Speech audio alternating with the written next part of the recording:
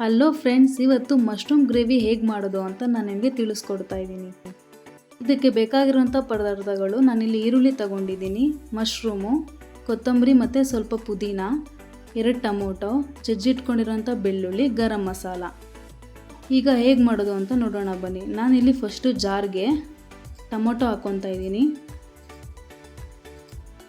ಪುದೀನ, ಕೊತ್ತಂಬರಿ ಸ್ವಲ್ಪ.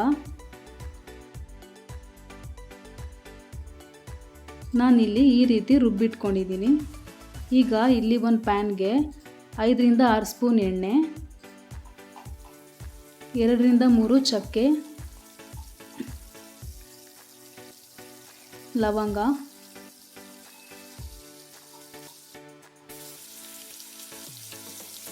ನೆಕ್ಸ್ಟು ಈರುಳ್ಳಿ ಹಾಕ್ಕೊತಾ ಇದ್ದೀನಿ. ಇದು ಬ್ರೌನ್ ಕಲರ್ ಬರೋವರೆಗೂ ಚೆನ್ನಾಗಿ ಫ್ರೈ ಮಾಡ್ಕೊಳ್ಳಿ.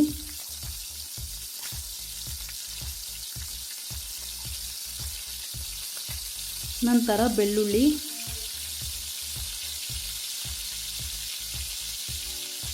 ಸ್ವಲ್ಪ ಅರಿಶಿನ,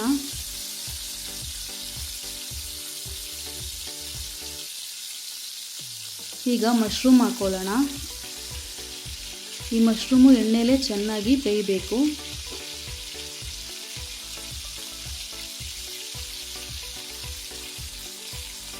ಈಗ ರುಚಿಗೆ ತಕ್ಕಷ್ಟು ಉಪ್ಪು,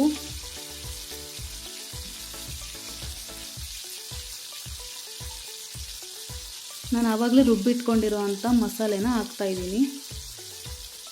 ಇದು ದೋಸೆಗೆ, ಚಪಾತಿಗೆ ತುಂಬಾ ಚೆನ್ನಾಗಿರುತ್ತೆ. ಇದಕ್ಕೆ ಜಾಸ್ತಿ ಏನು ಪದಾರ್ಥಗಳು ಬೇಡ, ಮನೆಯಲ್ಲೇ ಇರೋ ಅಂತಹ ಪದಾರ್ಥಗಳಿಂದ ನಾನು ತುಂಬ ರುಚಿಯಾಗಿ ಮಾಡಿದ್ದೀನಿ.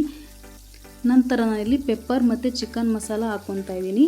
ಈ ಮಸಾಲೆಗಳು ಕೊನೆಯದಾಗಿ ಹಾಕೊಳ್ಳೋದ್ರಿಂದ ಈ ಗ್ರೇವಿ ತುಂಬಾ ಟೇಸ್ಟ್ ಕೊಡುತ್ತೆ.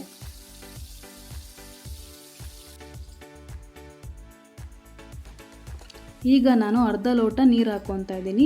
ನಿಮಗೆ ಎಷ್ಟು ಗ್ರೇವಿ ಬೇಕೋ ಅಷ್ಟು ನೀವು ನೀರು ಹಾಕ್ಕೊಂಡು ಇದನ್ನು ಚೆನ್ನಾಗಿ ಕುದಿಸ್ಬೇಕು. ನೋಡಿದ್ರಲ್ಲ ಫ್ರೆಂಡ್ಸ್, ಯಾವ ರೀತಿ ರೆಡಿಯಾಗಿದೆ ಅಂತ. ಇದು 5 ರಿಂದ 10 ನಿಮಿಷ ಬೆಂದರೆ ಸಾಕು. ಇದು ಅನ್ನದ ಜೊತೆನೂ ತಿನ್ಬೋದು, ತುಂಬಾ ರುಚಿಯಾಗಿರುತ್ತೆ.